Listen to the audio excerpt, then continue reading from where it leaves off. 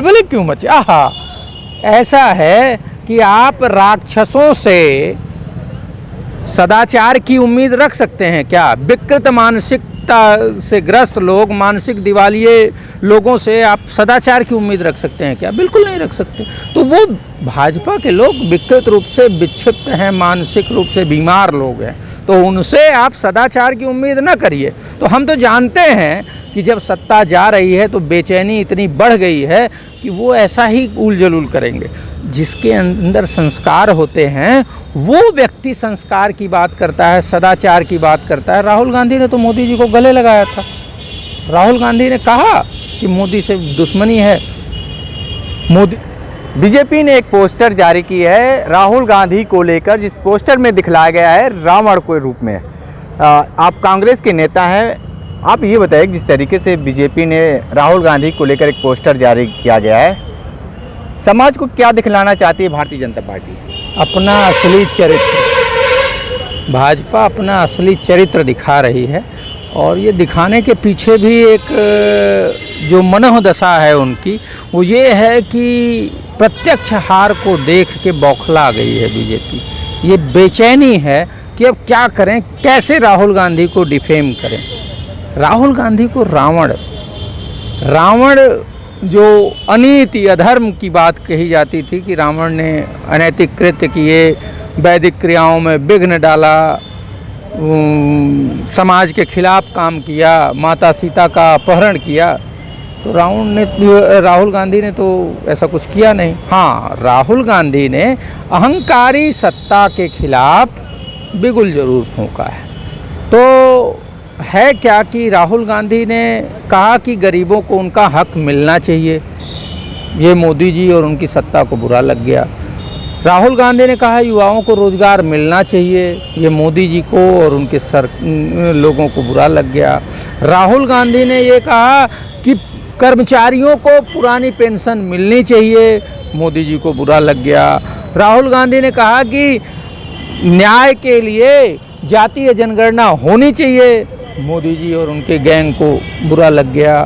तो जो व्यक्ति जनता की मांग उठा रहा है उसके प्रति अगर ऐसी घृणित और विकृत सोच भाजपा की है तो जनता समझ सकती है कि आखिर ये लोग क्या कर रहे हैं और कैसे लोग हैं। जनता स्वतः मूल्यांकन करती है। एक चीज़ और है, इनके झूठे वादे, राहुल गांधी ने तो आज तक झूठ भी नहीं बोला। मोदी जी के झूठे वादे के झांसे में जो जनता सत्ता इनको सौंप बैठी, वो अब कह रही है कि ना रोज़गार मिला, ना महंगाई कम हुई, ना महिलाओं पे अत्याचार कम हुआ, ना गरीब किसानों को उनका हक मिला, ना मूल्य मिला। एमएसपी का कानून, एक नया झूठा बात बोली थी मोदी ने कि हम एमएसपी का कानून बनाएंगे, 2 साल लगभग होने को हैं, कुछ नहीं हो रहा है। तो है क्या कि राहुल गांधी से ये पूरी भाजपा घबराई हुई है, क्योंकि राहुल गांधी ईमानदार नेता है, सच बोलता है, गरीबों के हित की बात करता है। राहुल गांधी इस अहंकारी मोदी सरकार के भ्रष्टाचार के जांच की मांग करता है। जो भी अडानी के जांच की बात करेगा भाजपा और मोदी के लिए दुश्मन हो जाएगा। राहुल गांधी ने तो कहा भाई हम आपके खिलाफ तो वैचारिक रूप से हैं, लेकिन हम आपसे नफरत नहीं करते। तो नफरती गैंग को नफरत हो गई है राहुल गांधी से। राहुल गांधी तो सबको प्यार करता है, वो मोहब्बत की दुकान खोलने की बात करता है। भाजपा के जो लोग हैं वो ये कर रहे हैं कि किस तरीके से नफरत फैलाई जाए, राहुल गांधी को डिफेम किया जाए। लेकिन मामला ये है कि वो ये दाव उन्हीं के ऊपर उल्टा पड़ेगा, क्योंकि जनता सब देख रही है कि मोदी जी झूठ बोल रहे हैं। मोदी जी ने कहा महंगाई की मार, और उसके बाद पेट्रोल 70 रुपये से 100 रुपये हो गया, 400 का सिलेंडर 1200 रुपये हो गया। गरीब आदमी का जीना मुश्किल हो गया है, खर्चा नहीं चल रहा है, घर चलाना मुश्किल हो गया है। लेकिन मोदी जी कहते हैं वाह सब अमन चैन। ये बताइए कि इस पोस्टर से कांग्रेस में क्या कुछ खलबली क्यों मच गई है? क्यों खलबली क्यों मची? आहा, ऐसा है कि आप राक्षसों से सदाचार की उम्मीद रख सकते हैं क्या? विकृत मानसिकता से ग्रस्त लोग, मानसिक दिवालिये लोगों से आप सदाचार की उम्मीद रख सकते हैं क्या? बिल्कुल नहीं रख सकते। तो वो भाजपा के लोग विकृत रूप से विक्षिप्त हैं, मानसिक रूप से बीमार लोग हैं, तो उनसे आप सदाचार की उम्मीद न करिए। तो हम तो जानते हैं कि जब सत्ता जा रही है तो बेचैनी इतनी बढ़ गई है कि वो ऐसा ही उल जलूल करेंगे। जिसके अंदर संस्कार होते हैं वो व्यक्ति संस्कार की बात करता है, सदाचार की बात करता है। राहुल गांधी ने तो मोदी जी को गले लगाया था। राहुल गांधी ने कहा कि मोदी से दुश्मनी है, मोदी राक्षस है, नहीं कहा। राहुल गांधी ने तो मोहब्बत की बात की, कहा हाँ जी जो जनता के मुद्दे हैं उस पे मैं आपके खिलाफ जरूर बोलूँगा। अडानी की आप जांच क्यों नहीं कराना चाहते, ये आप बताइए। तो भ्रष्टाचार में सत्यपाल मलिक जो पूर्व राज्यपाल हैं जम्मू एंड कश्मीर के, उन्होंने कहा है, मैं उनका एक इंटरव्यू सुन रहा था, उन्होंने कहा मैं खुले तौर पे ये कहता हूँ कि जो पैसा अडानी का है वो पैसा अडानी नहीं मोदी का है। तो सारा भ्रष्टाचार, सारा लूट करके अडानी को दिया जा रहा है। और मोदी जी को तो अब ये डर सताने लगा है कि सत्ता अगर गई तो जेल मुझे जाना पड़ेगा या फिर मुझे विदेश बाकी मोदियों की तरह भागना पड़ेगा। तो इस वजह से ये सब बेचैन हैं। इनको दिख रहा है कि 5 राज्यों को जो अभी चुनाव होने वहाँ हार का डर है, वहाँ हार रहे हैं बुरी तरीके से। जनता इनके लोगों को गांव में घुसने नहीं दे रही, प्रचार नहीं करने दे रही है, तो अब करें क्या। तो ये चर्चा में बने रहने का सिगुफा है। और मुझे नहीं लगता, देखिए ऐसा है कि जो असंस्कारी घृणित मानसिकता का व्यक्ति होगा वो आपको गाली ही देगा। तो वो घृणित मानसिकता के असंस्कारी लोग हैं जो बीजेपी के लोगों का बिल्कुल बिल्कुल। तो घृणित का माना जाता संस्कारी पार्टी है अपने आप ना। मैं कहूँ कि मैं बड़ा संस्कारवान हूँ, ये तो कोई बात नहीं हुई।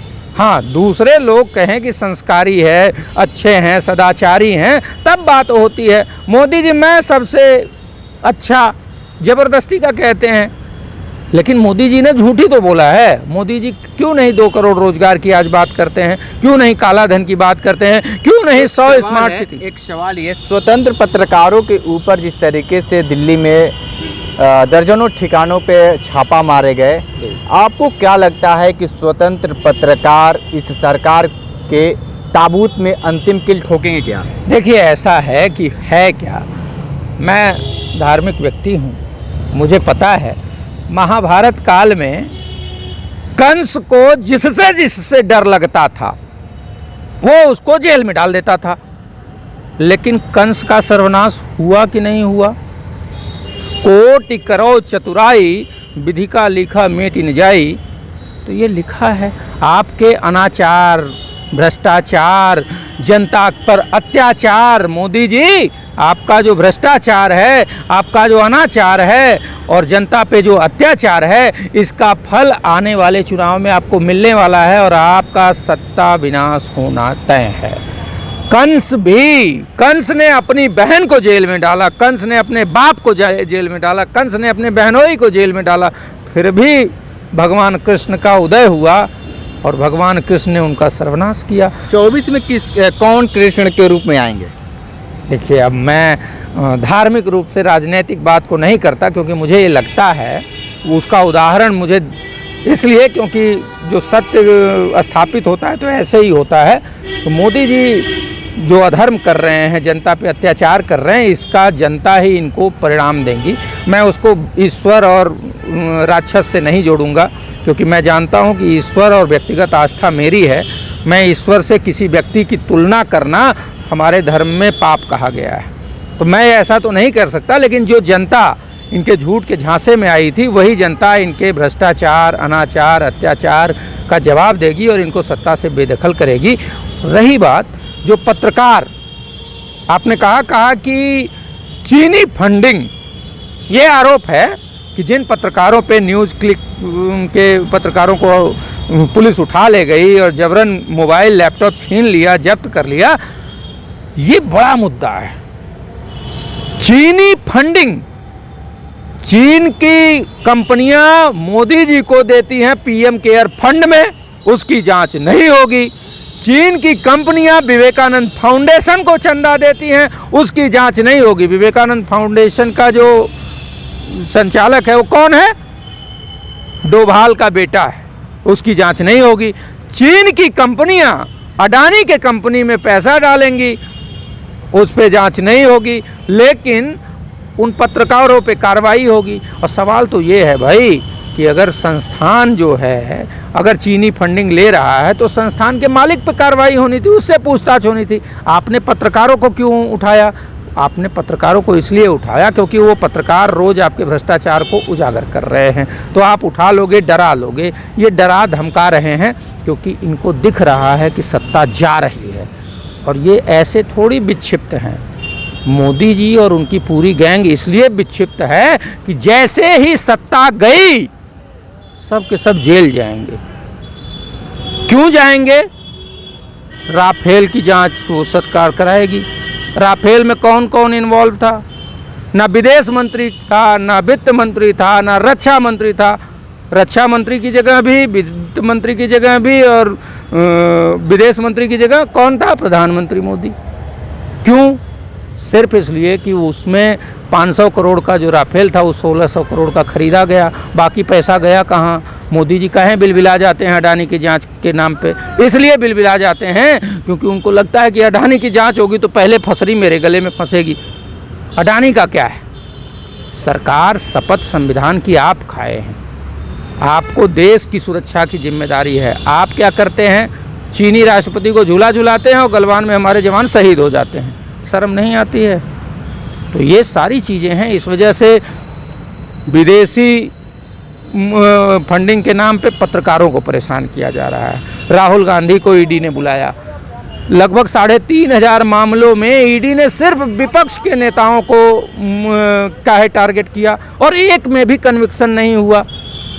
मामला बहुत साफ है भाई। इसमें ये लोग फंसे हुए हैं और सरकार जा रही है। सरकार जाने में ये बौखलाहट में विक्षिप्त हैं और ये विपक्ष के नेताओं, पत्रकारों को दबाना चाहते हैं, डराना और धमकाना चाहते हैं। ठीक है, तो ये कांग्रेस के नेता थे जो वैभव त्रिपाठी हैं, जिन्होंने सरकार को लेकर जिस तरीके से बात बताए हैं और जो पत्रकारों के ऊपर जो जुल्म हो रहा है बेहद निंदनीय है। क्योंकि साथ में रहे कैंडी बनारसी के साथ हमें दीजिए इजाज़त। नमस्कार।